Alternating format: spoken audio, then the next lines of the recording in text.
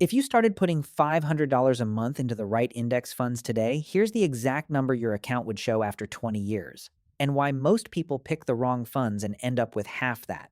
$200,000 lump sum, $1,000 a month. Both done. Nobody has run the number on $500 a month, the most common investing amount for average American earners. Until now. Before the five funds, the criteria: low expense ratio, broad diversification, long track record, high liquidity. Every fund on this list passes all four. $500 every month. Conservative historical return estimates, 20-year window from age 30 to age 50. Every number you see is built on exactly these three inputs. Most people pick wrong in three ways: chasing last year's winner, picking by brand recognition, and ignoring expense ratios, the fee that quietly compounds against you for 20 years. A 1% expense ratio versus 0.03% on the same investment. The fee difference over 20 years is tens of thousands of dollars. The fee is the fund. Always check it first.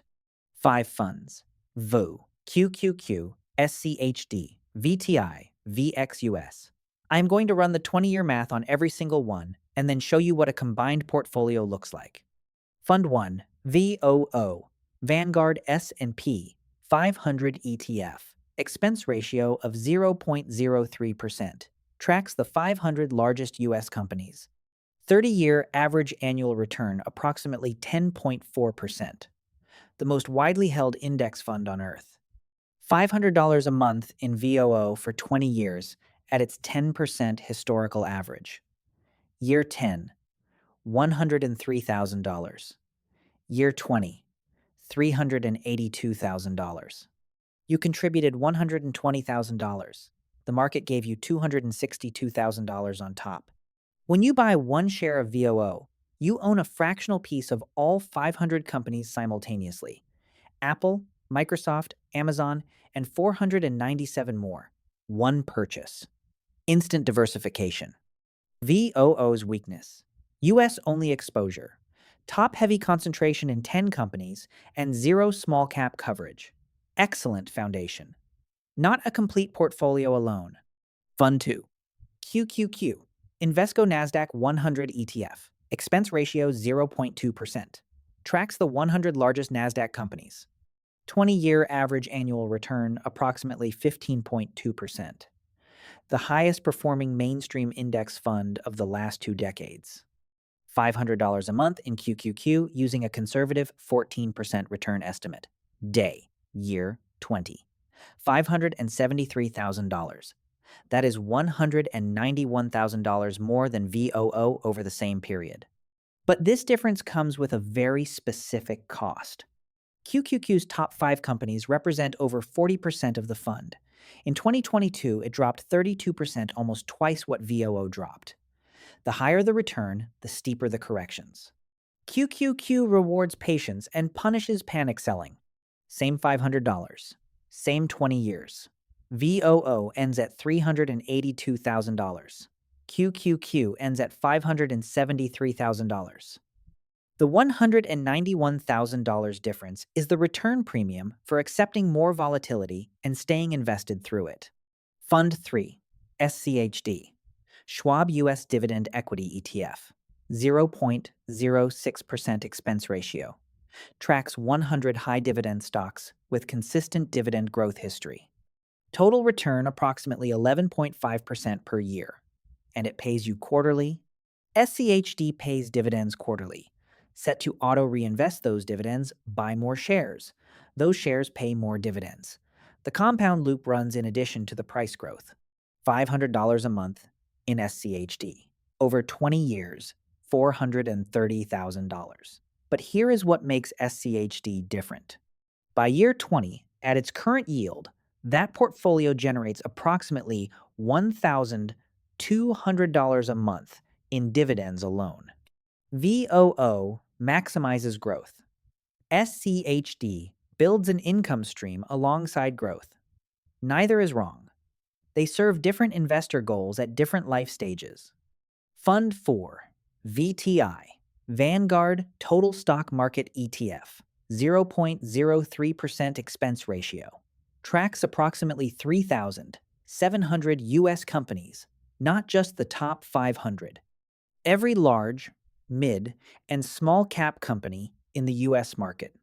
VTI contains everything inside VOO plus 3,200 more small and mid cap companies. The historical return is nearly identical, but VTI is the broader, more complete market bet. $500 a month in VTI. Over 20 years, $389,000. Nearly identical to VOO. Same expense ratio. Broader diversification. The question is not which one wins, it is which philosophy you believe in. Fund 5, VXUS. Vanguard Total International Stock ETF. 0.08% expense ratio. Tracks approximately 8,600 companies outside the US. The fund most American investors skip, and the reason they skip it is usually the wrong one.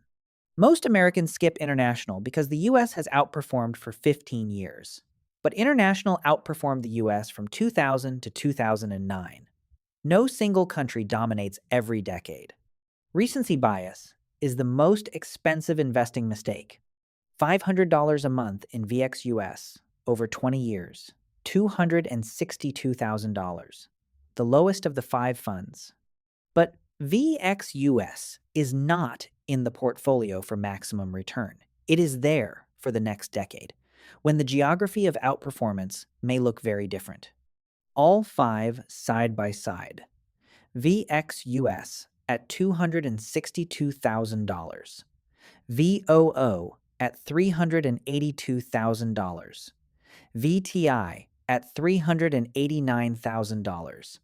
SCHD at $430,000. QQQ at $573,000. Same $500. Same 20 years. $311,000 difference between the lowest and the highest. The combined portfolio.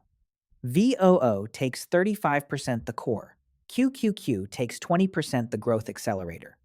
SCHD takes 20% the income stream. VTI takes 15% broader US coverage. VXUS takes 10% global hedge. Total, $500 exactly. $500 a month across all 5 funds blended to the allocation I just showed. Year 20. Result, $447,000. More than VOO alone. Less volatile than QQQ alone. And generating dividend income throughout. Active fund at 1% expense ratio versus the combined index portfolio. Same $500. Same 20 years. The fund selection difference, $184,000. This is why most people end up with half. It was never the contribution amount. The expense ratio is the single most controllable variable in your entire investing life. Index funds charge 0.03 to 0.2%. Actively managed funds charge 10 to 60 times more for typically worse performance. Setting up all 5 funds as automatic monthly purchases takes approximately 15 minutes. Most brokerages let you set recurring buys on any ETF with no commission. Set it up once it runs for 20 years. Where you hold these funds matters almost as much as which ones you pick. Roth IRA. First, tax-free growth forever. Then, 401k. Then, taxable brokerage. Same funds. Different accounts. Significantly different outcomes. The same 5-fund portfolio in a taxable brokerage ends at approximately $381,000. In a Roth IRA, $447,000. The $66,000 difference came entirely from account selection, not fund selection, not contribution amount. When the market drops 30%, the automatic contribution keeps buying, at 30% off. Every unit purchased during a crash generates 43% higher return when the market recovers. The crash is a discount, not a disaster. One rule protects the entire 20-year strategy. Do not sell during a downturn. Everything else, fund selection, allocation, platform, is secondary to this one rule.